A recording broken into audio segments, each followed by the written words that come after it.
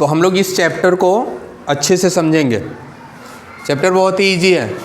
कुछ चीज़ों को आपको अपने माइंड में क्या करना है, रखना है। सबसे पहले आपको ये जानना होगा कि एक्टिव वाइज क्या होता है, पैसिव वाइज क्या होता है। हम कैसे रिकॉग्नाइज करेंगे कि सेंटेंस एक्टिव वाइज में है कि पैसिव वाइज में। जब तक आप बेसिक कॉन्सेप्ट नहीं जानोगे इसका, तब तक आप एक्टिव से पैसिव वाइज नहीं बना पाओ। तो आज हम लोग इसमें एक्टिव वाइज और पैसिव वाइज को अच्छे से समझ लेते हैं कि कैसे हम रिकॉग्नाइज करेंगे कि कौन सा सेंटेंस एक्टिव वाइज में और कौन सा सेंटेंस पैसिव वाइज में है। और ये एक चुटकी का खेल होगा, एक चुटकी में आप इसको क्या करोगे, समझ जाओगे। तो सबसे पहले हम वॉइस पर आते हैं। Voice it can be classified into 2 categories, active voice and passive wise. You can see the black board. Voice को हिंदी में क्या कहते हैं, वाच्य। वाच्य हम इसको क्लासिफाइड कर देते हैं 2 कैटेगरी में, एक्टिव वॉइस और पैसिव वॉइस। एक्टिव वॉइस को कैसे रिकॉग्नाइज करते हैं, बहुत थोड़े में आप समझो। अगर किसी भी सेंटेंस की बिगिनिंग किससे हो, सब्जेक्ट से हो। कोई भी सेंटेंस अगर सब्जेक्ट से बिगिन होता है, स्टार्ट होता है, तो हमेशा किस में होता है, एक्टिव वॉइस में होता है। और अगर कोई सेंटेंस की बिगिनिंग किससे हो, ऑब्जेक्ट से हो, किससे हो, ऑब्जेक्ट से हो, तो हमेशा किस में होता है, पैसिव वॉइस में होता है। बस इतना सा आपको माइंड में रख लेना है। और ये कॉन्सेप्ट अगर आपके माइंड में है तो कोई भी सेंटेंस लिखा रहेगा आप उसको तुरंत समझ जाओगे कि एक्टिव वॉइस है कि passive voice. Sentence begin with subject means active voice, sentence begin with object means passive voice. Subject से अगर सेंटेंस स्टार्ट हो रहा है तो एक्टिव वॉइस में है, ऑब्जेक्ट से अगर स्टार्ट हो रहा है तो पैसिव वॉइस में। तो अभी आप आराम से समझ सकते हैं कि कौन सा सेंटेंस हमारा एक्टिव वॉइस में है और कौन सा सेंटेंस हमारा पैसिव वॉइस में। दूसरी इंपॉर्टेंट चीज़, पैसिव वॉइस सारे टेंस का नहीं बनता है, ठीक है। आपने टेंस अभी पढ़ा होगा तो आपको पता होगा कि हर एक, जैसे प्रेजेंट टेंस है तो उसके 4 पार्ट्स होंगे, present indefinite, continuous, present perfect और प्रेजेंट परफेक्ट कंटिन्यूअस। उसी प्रकार से 3 है तो 12 हो गए। लेकिन 12 का नहीं बनता है, 12 का नहीं बनता है।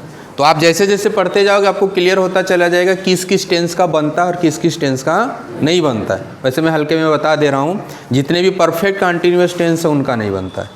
Present perfect continuous tense, past perfect continuous tense, ठीक है, फ्यूचर परफेक्ट कंटिन्यूअस टेंस और फ्यूचर कंटिन्यूअस टेंस, इन चारों का पैसिव वॉइस नहीं बनता। आप अपने दिमाग में इसको बैठा लो।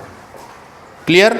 तीसरा पॉइंट हमको क्या रखना है पैसिव वॉइस के इंट्रो में, कैसे समझेंगे। तो तीसरा पॉइंट हमारा ये है कि बिना ऑब्जेक्ट के भी पैसिव वॉइस नहीं बनता है। बिना ऑब्जेक्ट के, ऑब्जेक्ट का होना क्या होगा, कंपलसरी होगा। और पूरे पैसिव वॉइस में बस आपको अपने दिमाग में किसको बैठाना है, ऑब्जेक्ट को। अगर आप एक्टिव से पैसिव वॉइस बनाना चाह रहे हो ना, तो आपके माइंड में सबसे ज़रूरी चीज़ क्या होना चाहिए, ऑब्जेक्ट। ऑब्जेक्ट को आपको रिकॉग्नाइज करना है। ऑब्जेक्ट को अगर अच्छे से रिकॉग्नाइज कर लोगे, ऑब्जेक्ट को क्लासिफाइड भी करना पड़ेगा, मैं अभी बताऊंगा आपको कैसे करना है, तो आप पैसिव वॉइस आराम से क्या कर लोगे, बना लोगे। तो हम अपनी पैसिव वॉइस को आगे बढ़ाते हैं। ये हमारा एक्टिव वॉइस हो गया, ये हमारा पैसिव वॉइस हो गया। अब एक्टिव पैसिव वॉइस के बाद हम एक एक टेंस को लेंगे और एक एक टेंस का कैसे हम पैसिव वॉइस बनाते हैं इसको समझेंगे। तो सबसे पहले हम कौन सा टेंस लेंगे, प्रेजेंट इंडेफिनिट टेंस। क्लियर। चलिए हम पहले ले लेते हैं अपना प्रेजेंट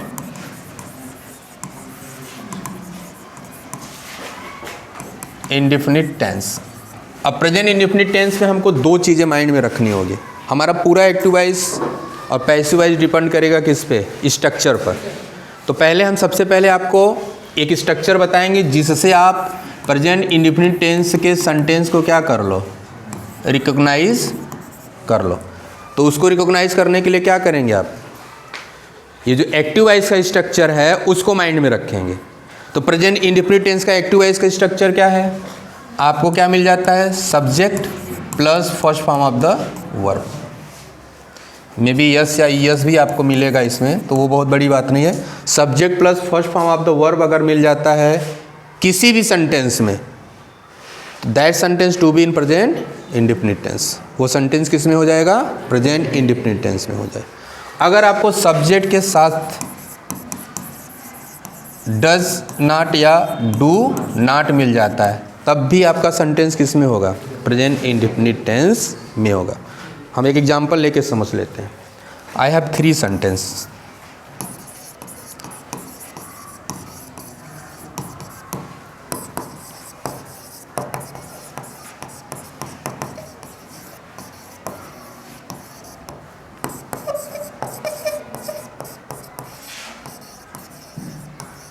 आप टेकन 3 सेंटेंस ना? He cooked food, he is cooking food and he cooks food. अब हमको अगर पैसिव वाइज बनाना है, और किसका पैसिव वाइज बनाना है? प्रेजेंट इंडेफिनिट टेंस का। तो सबसे पहले इन तीनों सेंटेंस में से हमको रिकॉग्नाइज करना पड़ेगा कि कौन सा सेंटेंस हमारा प्रेजेंट इंडेफिनिट टेंस का है। और रिकॉग्नाइज करने के लिए हमने आपको क्या दे रखा है? स्ट्रक्चर दिया है यहाँ पे।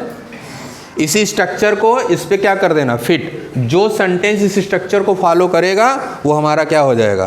Present indefinite tense. और आप ध्यान से ये भी देखना, आपका एक टेंस भी यहाँ से क्लियर होता चला जाएगा। टेंस का जो स्ट्रक्चर है वो भी क्लियर होगा यहाँ पे। तो आप पहले सेंटेंस को हम लोग ले लेते हैं। पहला सेंटेंस कहता है सब्जेक्ट। हमारा स्ट्रक्चर क्या कहता है कि हमको सब्जेक्ट चाहिए, तो भाई सब्जेक्ट इसमें भी है, इसमें भी है और इसमें है। हाँ भाई, राहुल वर्मा सर आ गए।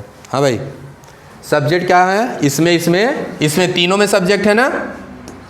आगे देखिए, अब हमको क्या चाहिए? वर्ब का फर्स्ट फॉर्म चाहिए। तो आप देखो यहाँ पे वर्ब का क्या है? सेकंड फॉर्म है। तो कहने का मतलब जो हमको चाहिए क्या? वर्ब का फर्स्ट फॉर्म चाहिए, और हमको यहाँ पे क्या मिल गया? वर्ब का सेकंड फॉर्म। तो ये हमारा प्रेजेंट इंडेफिनिट टेंस का सेंटेंस नहीं। यहाँ पे देखो हमको वर्ब का फर्स्ट फॉर्म चाहिए, लेकिन यहाँ पे लिंकिंग वर्ब, हेल्पिंग वर्ब आया है इज, तो ये भी हमारा प्रेजेंट इंडेफिनिट टेंस का नहीं है। तीसरा देख लो, सब्जेक्ट, सब्जेक्ट के बाद क्या आ गया यहाँ पे? वर्ब का फर्स्ट फॉर्म कुक्स। ये हमारा सेंटेंस क्या है? प्रेजेंट इंडेफिनिट टेंस का है। क्लियर? तो आपको क्या करना है?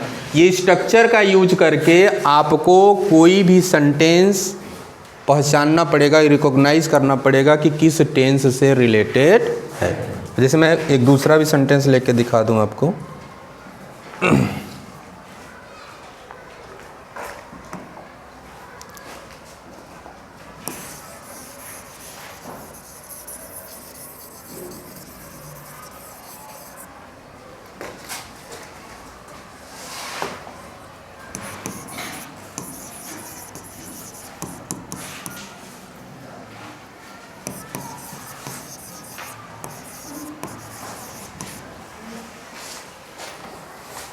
लाइट कर दिया।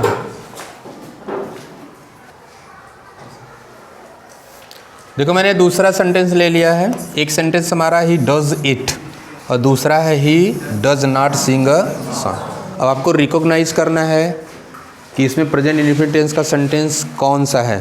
ठीक है, तो हम अपना स्ट्रक्चर लेके देखते हैं। हमको सब्जेक्ट चाहिए, तो दोनों सेंटेंस में हमारा क्या है? सब्जेक्ट है। हमको क्या चाहिए? सब्जेक्ट के बाद वर्ब का फर्स्ट फॉर्म चाहिए, या डज नॉट और डू नॉट। तो देखो इसमें डज नॉट है, तो कहने का मतलब ये हमारा क्या हो गया? प्रेजेंट इंडेफिनिट टेंस का सेंटेंस हो गया। इसको देख लेते हैं। इसमें क्या है? वर्ब का फर्स्ट फॉर्म है प्लस यस या ईएस है, तो ये भी हमारा किस टेंस का हो गया? प्रेजेंट इंडेफिनिट टेंस का। ये सेंटेंस हमने क्यों लिया? कुछ स्टूडेंट क्या करते, सिर्फ डज को माइंड में रख लेते हैं कि सेंटेंस में डज आ गया, हाँ इंडेफिनिट। ऐसा नहीं है, आपको स्ट्रक्चर फॉलो करना पड़ेगा। डज नॉट डू नॉट है तो इंडेफिनिट है, सिर्फ डज आया है, वर्ब के रूप में काम कर रहा है, first form of the verb है, तो भी सेंटेंस किस में होगा? Indefinite tense. तो सबसे पहले प्रेजेंट इंडेफिनिट टेंस में हम क्या याद रखेंगे? एक्टिव वाइज का स्ट्रक्चर याद रखेंगे, और उस एक्टिव वाइज के स्ट्रक्चर से हम क्या कर लेंगे? ये रिकॉग्नाइज कर लेंगे कि कौन सा सेंटेंस प्रेजेंट इंडेफिनिट टेंस में है। सेकेंड स्टेप हमारा क्या है?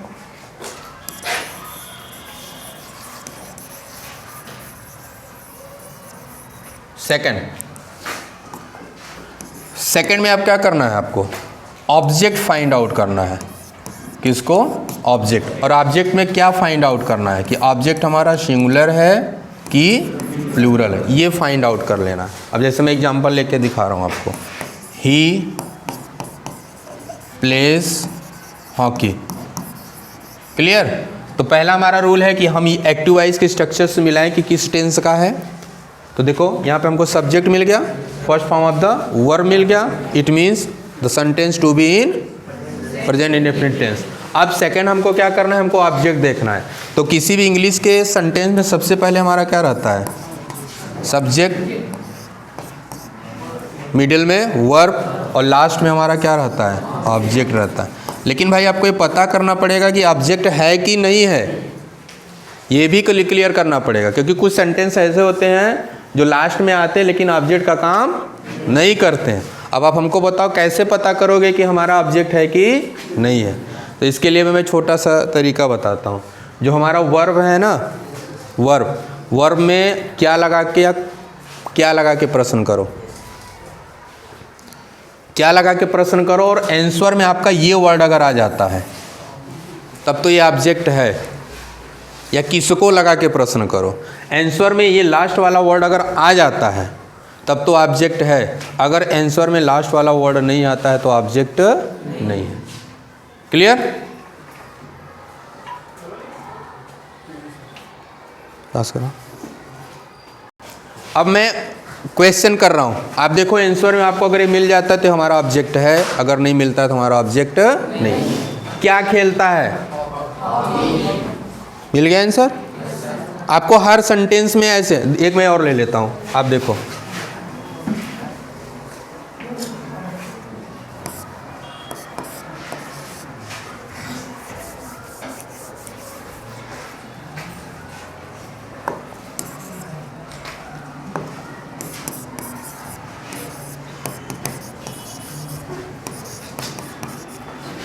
the words fly in the sky, the words fly in the sky। तो the words ये हमारा सब्जेक्ट हो गया, fly ये हमारा क्या है, वर्ब। अब हमको मिल गया in the sky। क्या in the sky जो आया है ऑब्जेक्ट का काम कर रहा है? तो आप क्या करोगे, वर्ब में क्वेश्चन करना है आपको, क्या उड़ रहा है, ये आपके आंसर में आ रहा है, नहीं आ रहा है ना? तो जब नहीं आ रहा है तो ये हमारा ऑब्जेक्ट नहीं है। ये समझना क्यों जरूरी है। अगर ऐसा सेंटेंस आएगा आप इसको ऑब्जेक्ट मान के पैसिव वॉइस बनाओगे और आपका पैसिव वॉइस क्या हो जाएगा, गलत हो जाएगा। तो आपको 2-3 चीज़ें, पहले तो सेंटेंस को रिकॉग्नाइज करना कि किस टेंस से ये रिलेटेड है, दूसरा ऑब्जेक्ट को फाइंड आउट करना कि ऑब्जेक्ट है कि नहीं है, और ऑब्जेक्ट है तो कैसे पता चलेगा, वर्ब में हमको क्या करना है, क्या या किसको लगा के क्वेश्चन पुटअप करना है। आंसर में अगर लास्ट वाला वर्ड आ रहा है तो हमारा ऑब्जेक्ट है, अगर आंसर में नहीं आ रहा है तो हमारा ऑब्जेक्ट नहीं है। क्लियर हो गया? इसके बाद हमको क्या करना है, इसके बाद हमको जो करना है वो कल बताएंगे, अब भी बंद करो।